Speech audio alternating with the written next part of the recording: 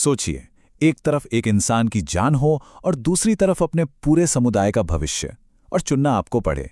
ये कोई कहानी नहीं है, बल्कि भारतीय इतिहास का वो पन्ना है जहां ये सच में हुआ था। आज हम पूना पैक्ट की कहानी को समझने जा रहे हैं, एक ऐसा समझौता जो बहुत ज्यादा दबाव में हुआ और जिसने भारत के पॉलिटिकल नक्शे को हमेशा के लिए बदल दिया।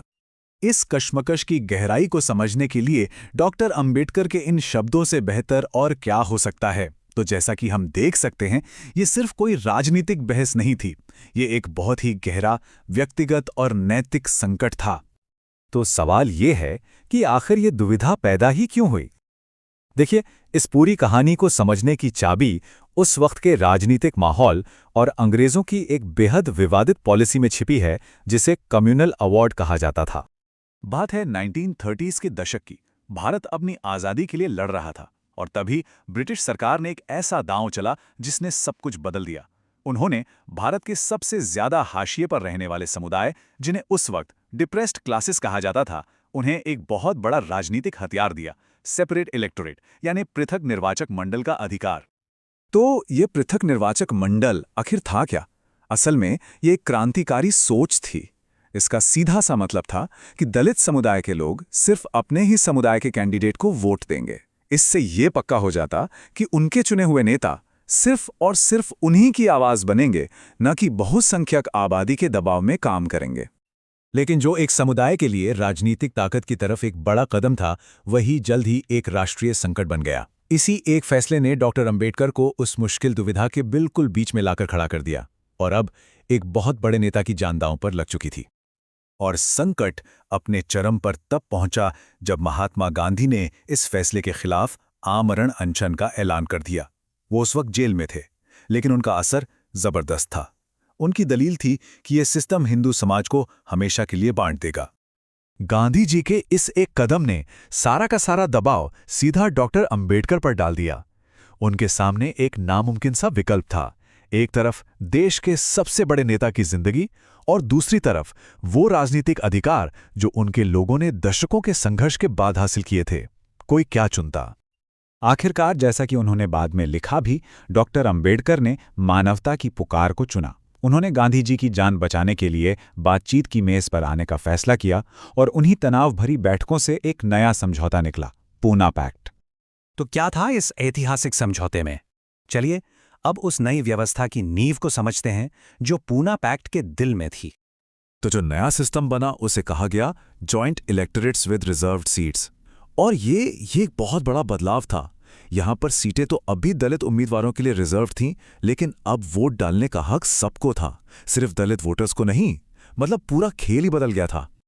चलिए इन दोनों सिस्टम्स को आमने सामने रखकर देखते हैं। सेपरेट इलेक्टोरेट में वोटर्स और जवाबदेही दोनों सिर्फ एक समुदाय तक ही सीमित थे, लेकिन नई व्यवस्था में सीटें तो रिजर्व थीं, पर उम्मीदवार को जीतने के लिए हर समुदाय का वोट चाहिए था। मतलब पॉलिटिकल पावर का जो बैलेंस था वो पूरी तरह से बदल गया। अच्छा, अब जब हम इसका बेसिक आइडिया समझ गए हैं, तो जरा इस समझौते की बारीकियों में उतरते हैं। असल में पूना पैक्ट की शर्तें क्या-क्या थीं? सबसे पहली और सबसे बड़ी बात, इस समझौते ने प्रांतीय विधानसभाओं में दलित वर्गों के लिए रिजर्व्ड सीटों की संख्या लगभग दोगुनी कर दी। ये 71 से बढ़कर सीधी 148 हो गईं। ऊपर से देखने पर तो ये एक बहुत बड़ी जीत लग रही थी। ये जो 148 सीटें थीं, ये पूरे ब्रिटिश भारत में फैली हुई थी। मद्रास और बंगाल जैसे प्रांत जहां दलित आबादी ज्यादा थी, वहां सबसे ज्यादा सीटें दी गईं। एक तरह से ये कोशिश थी कि प्रतिनिधित्व आबादी के हिसाब से ही हो। अब आते हैं इस समझौते के सबसे अनोखे और कह सकते हैं सबसे जटिल हिस्से पर, इसका 2 स्टेप इलेक्शन प्रोसेस। पहले स्टेप में सिर्फ दलित वोटर्स मिलकर अपने 4 उम्मीदवारों का एक पैनल चुनेंगे, और फिर दूसरे स्टेप में उस पैनल में से किसी एक को चुनने के लिए सभी समुदाय के लोग वोट डालेंगे। ये एक तरह से सामुदायिक प्रतिनिधित्व और सबकी जवाबदेही के बीच एक बैलेंस बनाने की कोशिश थी। और ये समझौता सिर्फ राज्यों तक ही सीमित नहीं रहा। इसने सेंट्रल लेजिस्लेचर यानी केंद्रीय विधानमंडल में भी दलित समुदाय के लिए 18% सीटें रिजर्व कर दीं। और यहां भी चुनाव का तरीका वही 2 स्टेप वाला ही था। ये राष्ट्रीय स्तर पर प्रतिनिधित्व को पक्का करने की एक बहुत बड़ी बात थी। लेकिन पूना पैक्ट सिर्फ वोटों और सीटों का हिसाब किताब नहीं था। इसने सामाजिक और आर्थिक सुधारों की भी बात की। जैसा कि हम देख सकते हैं, इसमें सरकारी नौकरियों में सही प्रतिनिधित्व और शिक्षा के लिए फंड का भी वादा था, ये मानते हुए कि असली सशक्तिकरण सिर्फ राजनीति से नहीं आता। तो आखिर में नतीजा क्या निकला?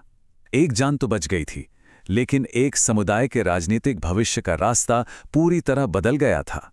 सेपरेट इलेक्टोरेट की वो मजबूत गारंटी जो सिर्फ समुदाय के प्रति जवाबदेही को पक्का करती थी, वो अब जा चुकी थी। उसकी जगह एक ऐसा सिस्टम आ गया था जिसमें उम्मीदवार को सबको साथ कर चलना था। और यही सवाल आज भी हमारे सामने खड़ा है। एक जान बची और एक समुदाय का भविष्य एक नए रास्ते पर मुड़ गया।